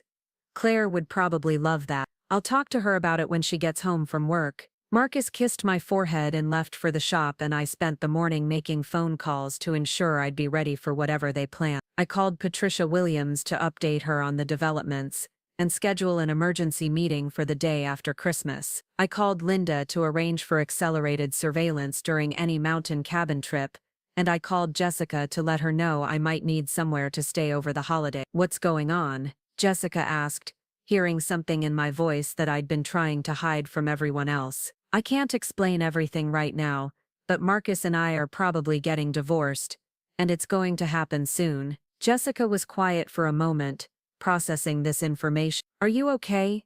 Do you need me to come over?" "I'm okay. I'm actually more than okay. I'm finally seeing things clearly, and I'm taking care of myself for once." "Good. It's about time. You've been too good to that man for too long." The comments surprised me.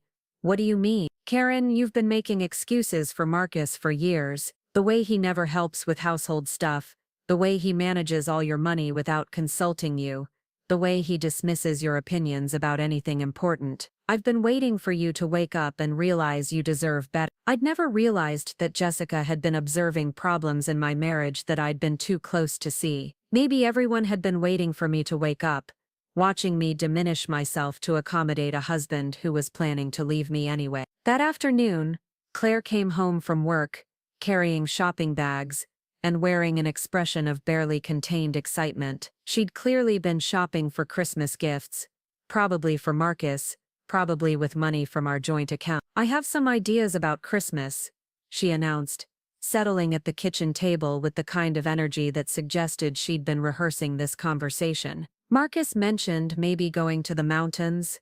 He said something about a cabin. It sounds romantic." Claire's cheeks flushed pink. "I think it would be nice to get away from everything. Just relax and enjoy each other's company. I found this place online that looks perfect. 3 bedrooms, hot tub, fireplace, completely secluded. 3 bedrooms." They were maintaining the pretense that we'd all sleep separately, even while planning to use the trip as their announcement opportunity. The mental image of sharing a romantic mountain cabin with my husband and his lover made me feel sick, but it also presented the perfect opportunity to control the narrative of their revelation. "When would we go?" I asked. "Christmas Eve morning. We could stay through the weekend, come back Sunday night. 4 days in a mountain cabin with 2 people who were planning to destroy my life. 4 days of watching them try to hide their relationship while building up to their grand confession. 4 days of pretending I didn't know what was coming while documenting every moment of their deception." "That sounds perfect," I said, smiling like a woman who had no idea she was being led to her own execution. "I'll start packing tonight." Claire beamed at me with what looked like genuine affection, and for a moment I wondered if she felt any guilt about what they were planning to do. She was still my sister, still the girl who used to crawl into my bed during thunderstorms and help me braid friendship bracelets for our classmates. Somewhere underneath the deception and betrayal, there had to be some part of her that recognized the cruelty of what they were doing. But then I remembered the apartment, the mattress, the $18,000 they'd stolen from our savings, and I reminded myself that Claire had made her choice. She'd chosen Marcus over me, chosen love over loyalty, chosen her own happiness over her sister's well-being. Whatever guilt she might feel wasn't enough to stop her from participating in my humiliation. That evening, Marcus came home with brochures and reservation confirmations, proof that he'd been planning this mountain getaway for days or maybe weeks. The cabin looked exactly like Claire had described: secluded, romantic, expensive, the kind of place couples went for anniversaries or honeymoons, not family Christmas celebrations. "I booked us for 4 nights, Marcus announced, spreading the brochures across the dining room table. "Christmas Eve through Sunday night. The place has everything we need. Full kitchen, wood-burning fireplace, even a game room with a pool table." "It looks beautiful," I said, studying the photos of rustic bedrooms and panoramic mountain views. How much did it cost? Marcus's smile faltered slightly. Don't worry about that. Consider it my Christmas gift to both of you. More money from our joint accounts. More marital assets being used to finance my own destruction. Every dollar Marcus spent on this cabin was another dollar I could claim in the divorce settlement. Another piece of evidence that he'd used our resources to facilitate his affair. We spent the evening planning what to pack and what groceries to buy for the cabin. Marcus suggested we stop at the liquor store and pick up champagne for Christmas morning, and Claire agreed enthusiastically. Champagne for their announcement, I realized. They were planning to toast their new relationship while I tried to process the end of my marriage. Friday morning, I met with Linda Chen one final time before our mountain trip. She'd compiled a comprehensive file of evidence that documented every aspect of Marcus and Claire's relationship, from their first documented meeting outside our house, to their furniture shopping expedition to their apartment visit. This is ironclad, Linda assured me, flipping through photographs and financial records. Any divorce attorney would be thrilled to work with evidence this thorough. What about the cabin trip? Should I try to get out of it? Absolutely not. If they're planning to confess during this trip, we want that confession on record. I'll set you up with a small recording device, something you can wear that will capture their exact words when they tell you about the affair. Linda showed me a device that looked like a small pin, the kind of thing you might wear on a sweater or jacket without anyone noticing. It would record up to 8 hours of audio and could be activated with a simple touch. The key is to let them do most of the talking, Linda explained. Don't get angry, don't make accusations, just let them hang themselves with their own words. The more they explain and justify their actions, the better it will be for your case. I practiced activating the device until I could do it without looking, then clipped it to my jacket, and tested the audio quality. When Linda played back my voice, it was crystal clear, good enough to be used as evidence in court proceedings. Are you ready for the? Linda asked as I prepared to leave. I've been ready since I found that receipt in his wallet. They think they're going to surprise me, but I'm the one with surprises. That afternoon, I packed for the mountain cabin trip with the methodical precision of someone preparing for battle. I included the recording device, extra batteries, copies of important documents, and even a small digital camera in case I needed to document anything visual. I also packed a bag with enough clothes and personal items to last several days, just in case I decided not to return to the house with Marcus and Claire. Friday evening, we loaded Marcus's truck with luggage, groceries, and Christmas presents. The presents were wrapped in cheerful paper and tied with ribbons, looking like any normal family's holiday preparations. Claire had even wrapped a gift for me, something small and rectangular that was probably jewelry or perfume, a final gesture of sisterly affection before she destroyed my life. As we prepared to leave Saturday morning, I took one last look around our house, the place where I'd been happy for 8 years before learning that it had all been built on lies. The Christmas tree we'd decorated together, the photos on the mantle of vacations and anniversaries, the kitchen where I'd cooked thousands of meals for a husband who was planning to leave me for my sister. This would probably be the last time I'd see this house as my home. By the time we returned from the mountains, everything would be different. Marcus and Claire would have confessed their relationship, and I would have revealed that I'd known about it all along. The careful domesticity we'd maintained for months would be shattered, replaced by lawyers and accusations, and the messy business of dividing a life into separate pieces. Ready for an adventure? Marcus asked, loading the last of our bags into the truck. More ready than you know, I replied, and climbed into the passenger seat for what I knew would be the most important car ride of my life. The drive to the mountains took 3 hours, winding through small towns and pine forests, as we climbed towards snow-covered peaks. Marcus and Claire kept up a steady stream of cheerful conversation, pointing out scenic views and discussing what we'd do first when we reached the cabin. They seemed genuinely excited, like children anticipating Christmas morning, which I suppose they were. I sat quietly in the passenger seat, watching the landscape change, and thinking about how different this trip would be from what they expected. They thought they were driving toward their new life together, but they were actually driving toward the systematic destruction of everything they'd built their plans on. The cabin was even more beautiful than the photographs had suggested, perched on a hillside with panoramic views of snow-covered valleys. It was exactly the kind of place where people fell in love, got engaged, started new chapters of their lives. Marcus and Claire were planning to use it as the setting for their confession, but I was planning to use it as the setting for their downfall. As we unloaded our bags and explored the cabin's amenities, I activated the recording device on my jacket and prepared to document the most important conversation of my life. Somewhere in this beautiful, isolated place, my husband and sister were going to tell me they'd been betraying me for months, and when they did, every word would be preserved as evidence that would ensure they paid the price for their deception. The mountain air was crisp and clean, filled with the scent of pine trees and the promise of snow. It was the perfect setting for a Christmas miracle, which was exactly what I was planning to give them. Just not the kind they expected. The cabin was everything the brochures had promised and more. Floor-to-ceiling windows overlooked a pristine valley where snow clung to evergreen branches like powdered sugar. The main room featured a massive stone fireplace,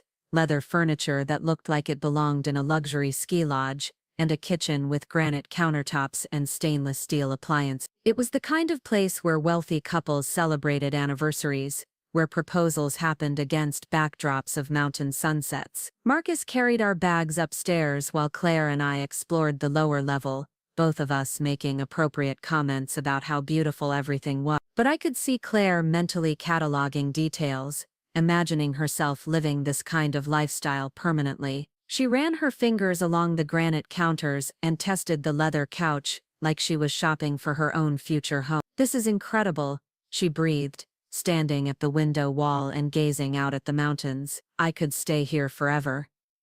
"It is pretty spectacular," I agreed, wondering if she realized how telling that comment was. Claire had never been particularly interested in nature or mountain getaway. Her idea of the perfect vacation usually involved beaches and shopping, but apparently being with Marcus had changed her preferences. Or maybe she was just imagining how romantic this setting would be once I was no longer part of the picture. Marcus came back downstairs and immediately went to work building a fire, arranging kindling and logs with the kind of practiced efficiency that suggested he'd done this before. I wondered if he and Claire had taken other trips together, other romantic getaways, funded by our joint accounts while I was at work teaching multiplication tables to 8-year-olds. "Why don't we open some wine and watch the sunset?" Marcus suggested, already moving toward the kitchen. "We can start our vacation properly." It was barely 4 o'clock early for wine by most standards, but I could see the logic in their timing. A few glasses of wine would make their confession easier, would soften whatever reaction they expected from me. They probably thought I'd cry and ask for explanations, maybe even blame myself for not being a good enough wife to keep Marcus happy. Claire found wine glasses in the cabinet, while Marcus opened a bottle of red wine that cost more than I usually spent on groceries for a week. Another expense from our joint accounts,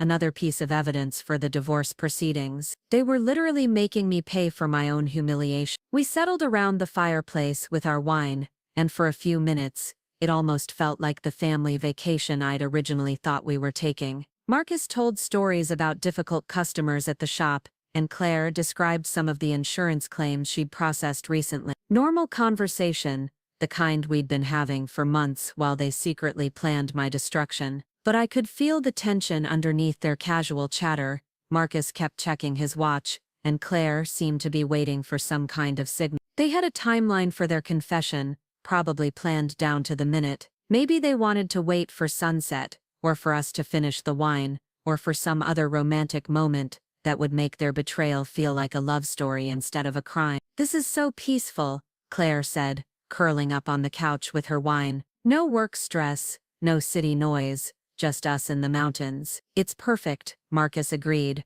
reaching over to squeeze my hand. "I'm glad we decided to do this instead of the usual family Christmas chaos. The usual family Christmas chaos that would have included my parents, my aunts and uncles, my cousins and their children. The Christmas gathering where Marcus and Claire had originally planned to announce their relationship, surrounded by people who would have provided emotional support and witness protection. Instead, they'd isolated me in a remote cabin where I had no allies and no escape route. "We should take a picture," Claire suggested, pulling out her phone. "Something to remember this trip by." She insisted on taking several photos of the three of us together, arranging us in different configurations around the fireplace. Marcus and me on the couch with Claire standing behind us. All three of us sitting on the hearth, me and Claire together while Marcus worked the camera. Each photo was a documentation of our last moments as a family, though they didn't know I understood that yet. As the afternoon wore on and the wine disappeared, Marcus and Claire grew more animated, more affectionate with each other in subtle ways. A shared laugh that lasted too long. Claire's hand resting on Marcus's shoulder when she walked behind his chair. Marcus complimenting Claire's sweater in a tone that was too intimate for a brother-in-law. Around 6 o'clock, Marcus suggested we start thinking about dinner. The cabin's kitchen was fully stocked, and we'd brought groceries for several elaborate meals. But instead of immediately starting to cook, Marcus and Claire exchanged a meaningful look that told me the moment was approaching. Actually, Claire said, setting down her empty wine glass, there's something we need to talk to you about first. Here it was, the confession they'd been planning for weeks, maybe months. The carefully rehearsed explanation that would destroy my marriage and my relationship with my sister in one conversation. I touched the recording device on my jacket, making sure it was still activated, and prepared to document my own destruction. Okay, I said, trying to sound curious rather than prepared. What's on your mind? Marcus and Claire looked at each other again, some silent communication passing between them about who should speak first. Marcus cleared his throat and leaned forward in his chair, adopting the serious expression he usually reserved for discussions about major purchases or household problems. Karen, you know how much we both care about you, he began, and I almost laughed at the predictable opening. They were going to frame this as concern for my well-being, like breaking my heart was actually an act of kindness. Of course, I said, settling back on the couch and giving them my full attention. Over the past few months, Claire and I have gotten closer, Marcus continued. Not intentionally, and not in a way that either of us planned or want, but sometimes feelings develop that are stronger than what we think we should feel. Claire nodded, her eyes bright with unshed tears that I was sure were completely genuine. She probably did feel terrible about what they were doing, even as she was unable to stop herself from doing. We've tried to fight it, Claire added, her voice barely above a whisper. We both love you so much, and the last thing either of us ever wanted was to hurt you. But we can't keep pretending that nothing is happening between us. I let them continue, watching their faces as they delivered the speech they'd obviously practiced. Marcus talked about how guilty he felt, how he'd never intended to fall in love with my sister. Claire described the agony of living in our house while being in love with my husband, the torture of watching us together while knowing she was destroying our marriage. They were both crying now, real tears that made their confession feel more like a tragedy than a betrayal. They presented themselves as victims of their own emotions, two people who had been overwhelmed by a love they couldn't control. There was no mention of the apartment they'd rented together, the furniture they'd bought, the $18,000 they'd spent from our joint account. This was the sanitized version of their affair, the romantic narrative that absolved them of responsibility. We know this is going to hurt you, Marcus said, reaching for my hand, and we know you have every right to hate us, but we also know that we can't keep living this lie. It's not fair to you, and it's not fair to us. We want to be together, Claire added, finally meeting my eyes. We want to try to build something real, something honest, but we needed you to hear it from us, together, before we took any steps to make that happen. I sat quietly for a moment, letting their words settle in the air between us. They were waiting for my reaction, probably expecting tears and accusations, and demands for explanation. Instead, I reached for the wine bottle and poured myself another glass, taking my time, and considering my response. How long? I asked finally. Marcus and Claire exchanged another look. How long what? Marcus asked. How long have you been sleeping together? The blunt question clearly caught them off guard. They'd probably expected me to ask about feelings and emotions, not physical intimacy. Claire's face flushed red, and Marcus shifted uncomfortably in his chair. It's not just about sex, Claire said defensively. This is about real feelings, about love. I didn't ask what it was about, I said calmly. I asked how long you've been sleeping together. Marcus cleared his throat again. Since October. 3 months of active betrayal. 3 months of them using our guest room and our bed, and probably every other surface in our house while I was at work or asleep. 3 months of lies and deception, and stolen moments, while I cooked their meals, and washed their laundry, and played the role of the oblivious wife. "And the apartment?" I asked. Both of them went very still. "What apartment?" Claire asked, but her voice was too high, too defensive. "The one on Westfield Avenue. The one where you bought a mattress on Wednesday." The silence that followed was deafening. Marcus and Claire stared at me with growing horror as they realized I knew far more than they'd expected. Their carefully planned confession was falling apart, replaced by the much uglier reality of being caught in a web of lies. "How do you know about that?" Marcus asked, his voice barely audible. "Because I followed you. I've been following you for days, watching you shop for furniture and plan your new life together while pretending to care about my feelings." Claire started crying harder, but these weren't the sympathetic tears of someone confessing to a painful but inevitable love affair. These were the desperate tears of someone who'd been caught red-handed and was beginning to understand the consequences. "It's not what you think," Marcus said, but he sounded defeated rather than convincing. "Really? Then explain it to me. Explain the $18,000 you've spent from our joint accounts. Explain the credit cards I didn't know existed. Explain why you've been lying to my face for months while planning to leave me for my sister." Marcus opened his mouth, then closed it again. There was no explanation that would make any of this acceptable, and he seemed to be realizing that for the first time, "We were going to pay you back," Claire said weakly. "Once the divorce was final and we sorted out the finances, we were going to make sure you got your fair share." "My fair share?" I stood up, pacing to the window and back. "My fair share of the money you stole to finance your affair. My fair share of the house I helped buy with my grandmother's inheritance. My fair share of the marriage I thought was real." "Karen, please," Marcus said, standing up and moving toward me. "We know we handled this badly. We know we should have told you sooner, should have been honest from the beginning." "You should have been honest?" I laughed, a sound that had no humor in it. "Marcus, you forged my signature on loan documents. You opened credit cards without telling me. You've been using our money to set up a life with another woman while I trusted you to manage our finances. This isn't about honesty. This is about theft." The word hung in the air between us like a physical presence. Theft. Not an affair, not a love story, not a tragic case of hearts wanting what they couldn't have. Theft. Of money. Theft. Of trust. Theft. Of the life I'd thought we were building together. Claire was sobbing now, collapsed on the couch with her face in her hands. "I never wanted it to happen like this," she kept saying.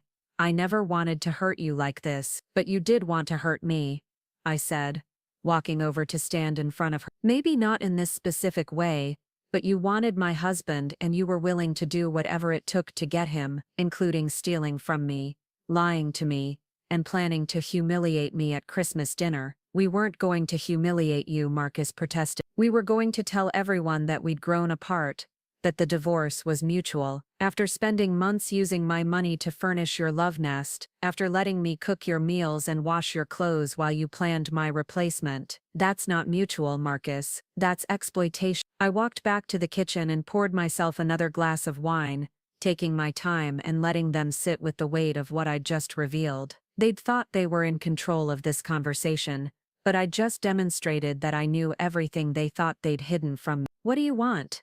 Marcus asked finally. "What do you want us to do?" It was the first intelligent question he'd asked all evening. What did I want? I wanted my marriage back, but that was impossible now. I wanted my sister back, but that was equally impossible. I wanted the money they'd stolen, the security they'd destroyed, the trust they'd shattered. Some of those things I could get back through legal action.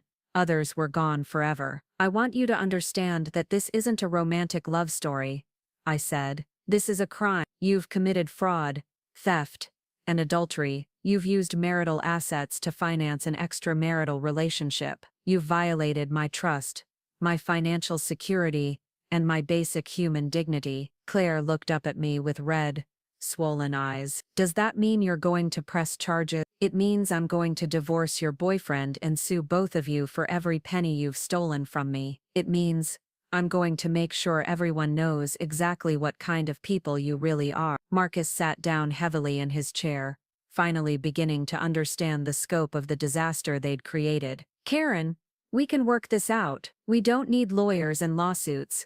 We can divide everything fairly. Fairly?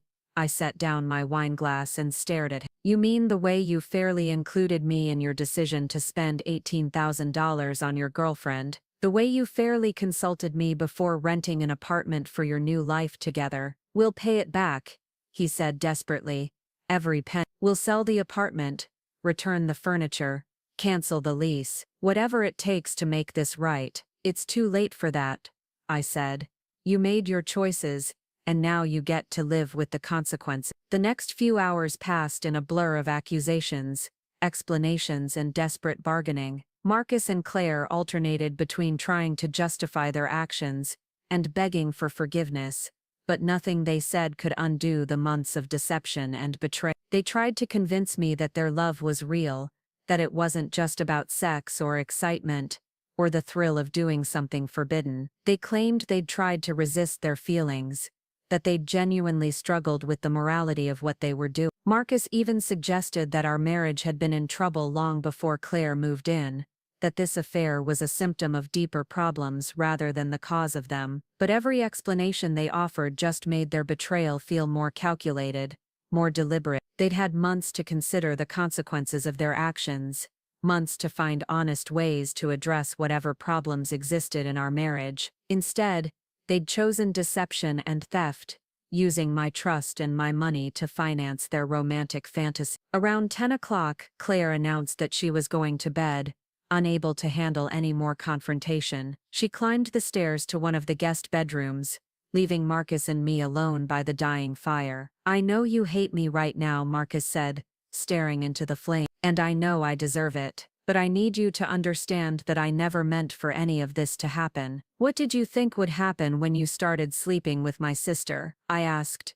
Did you think I'd never find out? Did you think I'd just accept it when you were ready to tell me? I thought maybe we could handle it like adults. I thought maybe you'd understand that sometimes people fall out of love, and it's better to be honest about it than to stay in a marriage that isn't working. Our marriage was working fine until you decided to destroy it. We had problems, sure, but we also had 8 years of history and love and shared dreams. You threw all of that away for a few months of excitement with my sister. Marcus was quiet for a long time, and when he finally spoke, his voice was barely audible. What happens now? Now you sleep on the couch, and tomorrow we drive back to town. I'm filing for divorce on Monday, and I'm hiring a forensic accountant to trace every penny you've stolen. You and Claire can move into your apartment together and start your new life, but you're going to pay for the privilege. And us, is there any chance we can work through this? I looked at him sitting there in the firelight, this man I'd loved and trusted and built a life with. He looked older than he had that morning, worn down by guilt and the realization that his carefully planned affair had become a legal and financial disaster. There is no us anymore, Marcus. You destroyed that when you chose to betray me instead of talking to me about whatever problems you thought we had. He nodded, accepting the finality in my voice. I'm sorry, he said. I know that doesn't mean anything now, but I am genuinely sorry for hurting you. I'm sure you are, I said, standing up and heading for the stairs. But sorry doesn't give me back the life you stole from me. I left him sitting by the fire and climbed the stairs to the master bedroom, the room that was supposed to be mine, and Marcus's for this romantic mountain getaway. Instead, I was sleeping alone while my husband spent the night on the couch, and my sister cried herself to sleep in a guest room. As I got ready for bed, I replayed the evening's conversation in my mind, checking to make sure the recording device had captured everything important. Their confession, their admissions about the money and the apartment, their desperate attempts to justify their actions, all of it was now documented evidence that would strengthen my position in the divorce proceeding. I lay in the king-sized bed, staring up at the cathedral ceiling and listening to the wind in the pine trees outside. This cabin was supposed to be the setting for their triumph, the place where they'd finally come clean about their relationship and start their new life together. Instead, it had become the scene of their downfall, the place where I'd revealed that their secret affair was actually a well-documented crime. Tomorrow was Christmas Eve, and instead of exchanging gifts and sharing holiday traditions, we'd be driving back to a city where lawyers and accountants were waiting to dismantle the life Marcus and Claire had tried to steal from me. They thought they'd been so clever, so careful in their planning, but they'd underestimated the woman they were betraying, and now they were going to pay the price for that mistake. I fell asleep to the sound of Marcus moving around downstairs, probably trying to find blankets and pillows for the couch. Let him be uncomfortable for one night. In a few days, he'd be sleeping in that expensive apartment with my sister, but he'd be paying for it with money that belonged to both of us, and every month he'd be reminded of what his betrayal had cost him. Christmas morning dawned gray and cold, with snow falling steadily outside the cabin windows. Under normal circumstances, it would have been a perfect Christmas card scene, the kind of winter wonderland that made people believe in magic and second chance. Instead, it felt like the end of the world. Marcus was already awake when I came downstairs, sitting at the kitchen table with a cup of coffee and the defeated expression of a man who'd realized his life was about to change dramatically. Claire emerged from her room a few minutes later, her eyes swollen from crying and her hair uncombed. "Merry Christmas," I said brightly, and both of them flinched at the cheerfulness in my voice. We packed in silence, loading our bags back into Marcus's truck with none of the excited chatter that had marked our arrival. The cabin that had seemed so beautiful and romantic 2 days ago now felt like a crime scene, a place where confessions had been made and consequences had been revealed. The drive home was the longest 3 hours of my life. Marcus focused on the winding mountain roads with grim determination, while Claire stared out the passenger window at the passing scenery. I sat in the back seat, watching the mountains disappear behind us and thinking about the new life I was about to build from the ashes of my marriage. When we finally pulled into our driveway, the house looked different, some smaller, shabbier, like a place that belonged to strangers rather than the home I'd shared with Marcus for 4 years. The Christmas decorations I'd hung myself looked garish and false, celebration for a family that no longer exists. Marcus carried our bags inside without speaking, and Claire disappeared into her room immediately. I stood in the living room, looking at the Christmas tree we'd decorated together just a week ago, and realized that this was probably the last time I'd see this house as anything other than a piece of property to be divided in divorce proceeding. My phone buzzed with a text message from Linda Chen.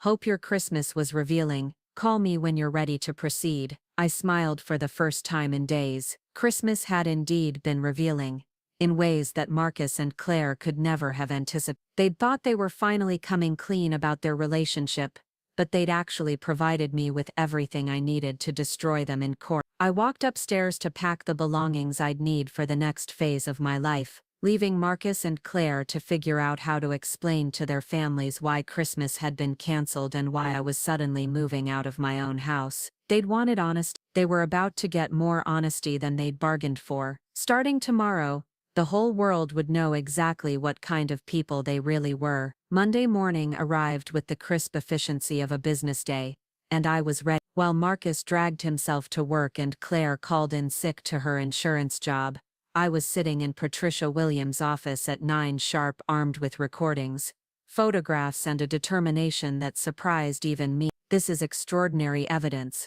Patricia said, reviewing the files Linda Chen had compiled. "I've been practicing family law for 20 years, and I've rarely seen a case this well documented. Your husband essentially confessed to everything on tape." The recording from the cabin was crystal clear, Marcus admitting the affair started in October, Claire acknowledging the apartment, both of them stumbling through explanations about the money they'd spent. Their voices sounded different when played back in a lawyer's office, less romantic and more criminal. "What kind of settlement can we expect?" I asked.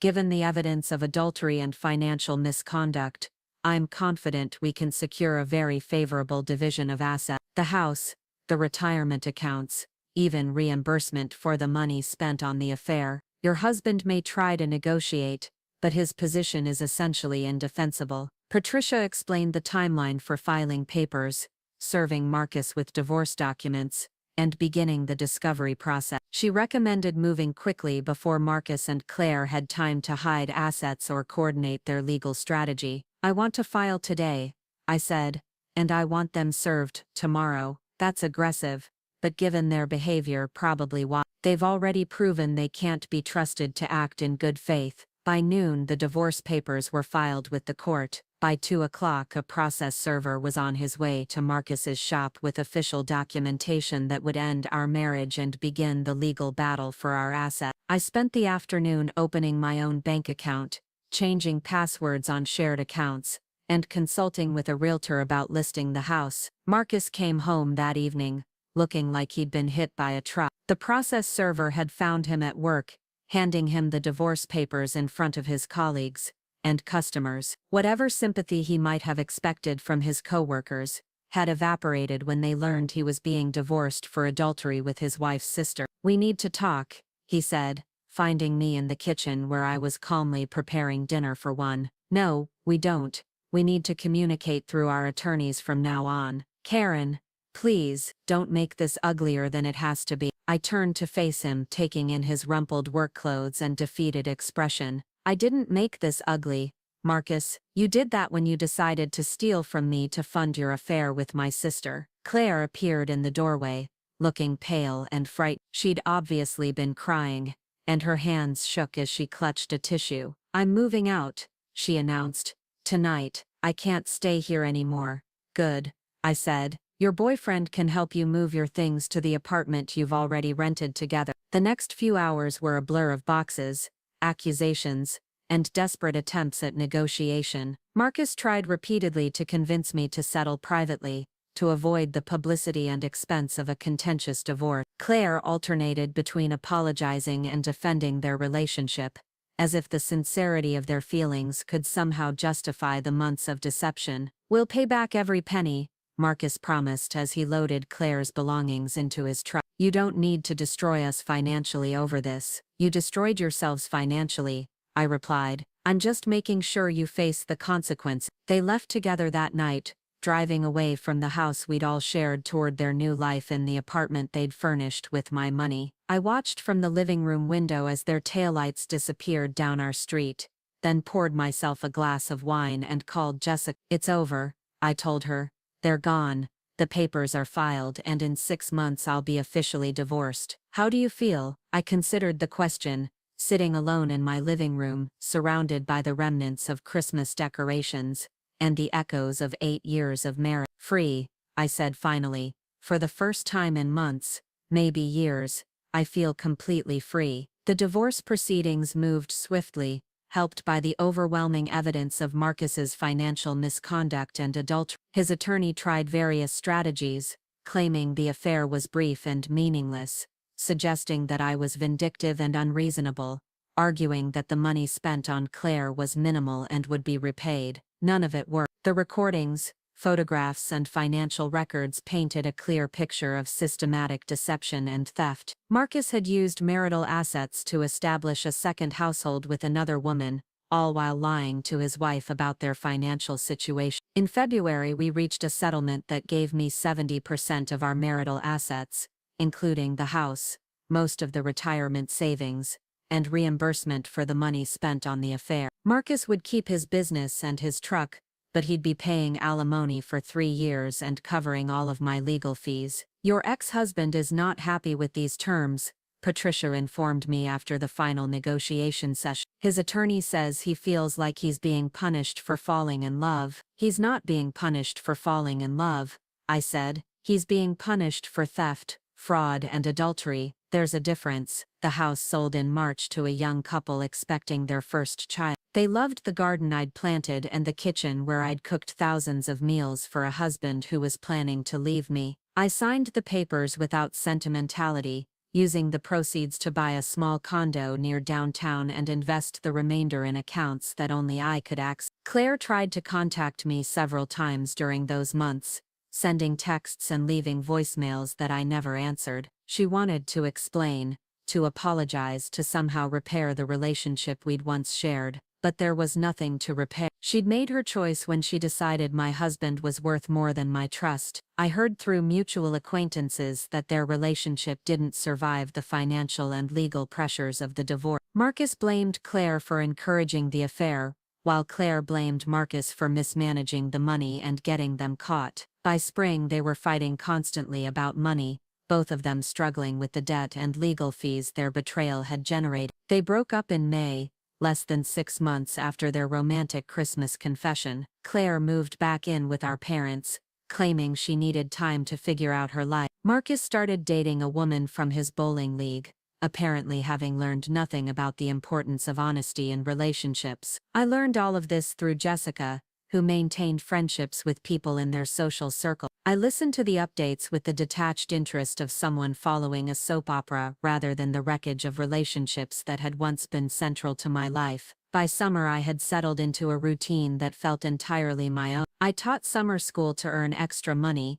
traveled to Europe for 2 weeks with Jessica, and started taking art classes at the community college. The watercolor painting I'd always talked about but never pursued became a passion that filled my evenings and weekends. One Saturday morning in August I was at the farmer's market when I saw Claire across the plaza, standing at a vegetable stand with our mother. She looked older, thinner, like someone who'd learned hard lessons about the cost of getting everything you think you want. Our eyes met briefly across the crowd, and I saw her start to move in my direction. I turned and walked away, not from anger or hurt, but from simple disinterest. Claire was a chapter of my life that had ended, and I had no desire to reread pages I'd already closed. That evening I sat on my condo balcony with a glass of wine and one of my watercolor paintings, watching the sunset paint the sky in shades of pink and gold. My phone buzzed with a text from an unknown number, probably Claire, trying once again to force a conversation I didn't want to have. I deleted the message without reading it and turned off my phone. Whatever Claire wanted to say,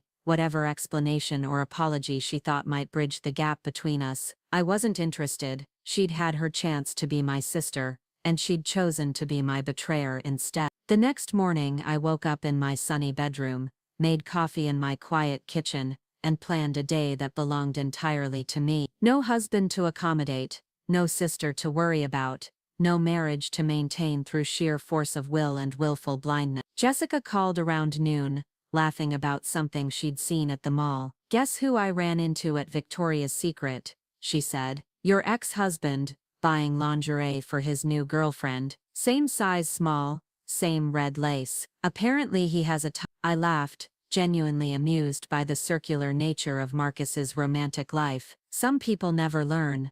"Are you okay hearing about him?" "I'm fine," I said, and realized I meant it completely. He's not my problem anymore, and he wasn't. None of them were. I'd spent months learning that the worst betrayal wasn't what Marcus and Claire had done to me, but what I'd done to myself by ignoring the signs, making excuses and prioritizing their comfort over my own well-being. Now I lived in a space that was entirely mine, surrounded by art I'd created, and books I'd chosen, and silence that felt like peace rather than loneliness. I had friends who supported me, work that fulfilled me, and dreams that belonged to no one but myself. The woman who had found a receipt in her husband's wallet and thought her world was ending had been wrong. Her world hadn't ended, it had been reborn. And the new world was so much better than the old one, that she couldn't imagine why she'd fought so hard to save something that had never really been worth saving. On Christmas morning, exactly 1 year after the mountain cabin confrontation that had changed everything, I woke up in my own bed,